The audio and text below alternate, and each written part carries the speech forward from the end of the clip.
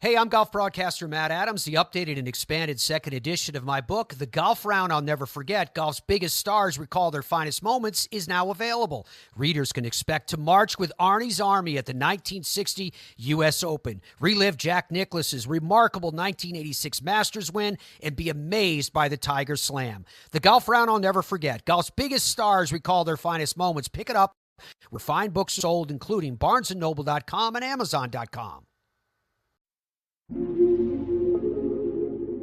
Thrive Suite Productions.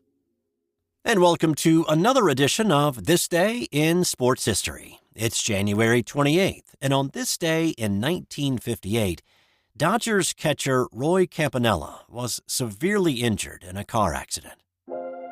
It was the off-season for Major League Baseball, and the Brooklyn Dodgers had just made the move to Los Angeles in advance of the season starting in a couple of months. Spring training was less than a month away. Campanella had been the Dodgers' starting catcher for the past decade, called up the year after Jackie Robinson broke the color barrier, and Campy had been one of the best in the game. He won the National League Most Valuable Player Award 3 times in that span. He led the league in RBIs in his MVP year of 1953, and he cut down 58% of base stealers in his career. But on this night, Campanella had just wrapped up a long day of business at the liquor store and nightclub he owned in Harlem, and he was on his way home to Long Island in his 1957 Chevrolet when he fell asleep and slammed into a telephone pole and then rolled.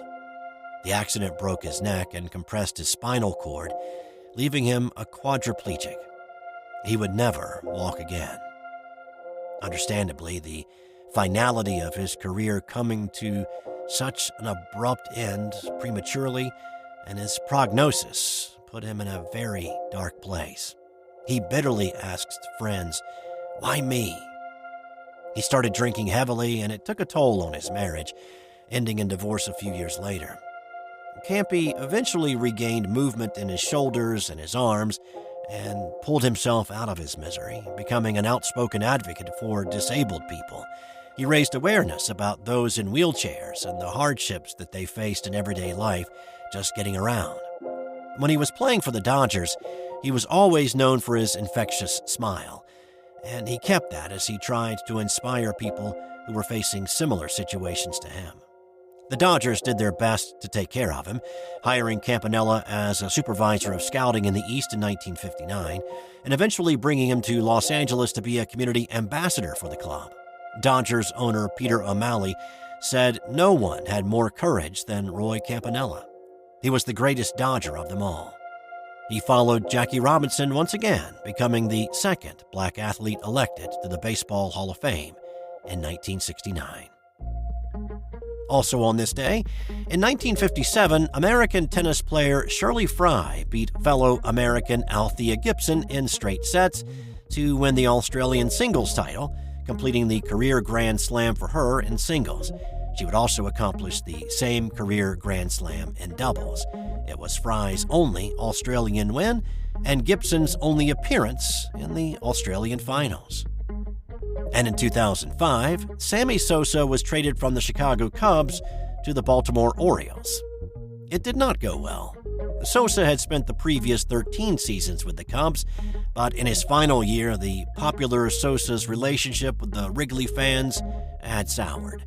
In his only season with the O's, he hit .221 with only 14 homers. He was also called before Congress to testify about steroid abuse, failing to convince fans that he had played clean.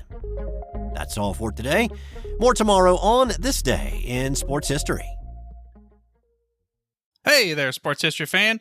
This is Arnie Chapman, a.k.a. the Football History Dude, and I hope that you enjoyed this recent episode presented by the Sports History Network and were able to learn some good old-fashioned sports history knowledge nuggets. I started the Sports History Network back in 2020 with the mission to help podcasters find a community of like-minded sports history nerds, as well as helping aspiring podcasters to start their own shows. We have a little bit over 30 shows on the network right now covering all sorts of sports history, but as far as I'm concerned, we're just at the toothpick in the ocean moment, that can't even figure it out because there's so much more coming. we wanted to create the ultimate headquarters for sports yesteryear, starting with Podcast Network and our website, but we're going to continue to move into other mediums as well. And here's the cool part, because we want you to be part of our team. So if you're interested in starting your own podcast, or maybe being a guest on one of our shows, or who knows, maybe even writing an article for us over on the website. Seriously, all you gotta do is reach out to us on the contact page over at sportshistorynetwork.com. You can be as technologically savvy as a Neanderthal tapping on a stone trying to figure out this whole hieroglyphics thing back in the day. Again, it doesn't matter, because even if you don't understand the whole podcast space, we have a production team that can pretty much help you out with doing everything. All you gotta do, head over to sportshistorynetwork.com, head to the contact page, fill it out. That message goes right to me, and I'll reach out to you as soon as I can. But for now, dude, I'm through if you're through.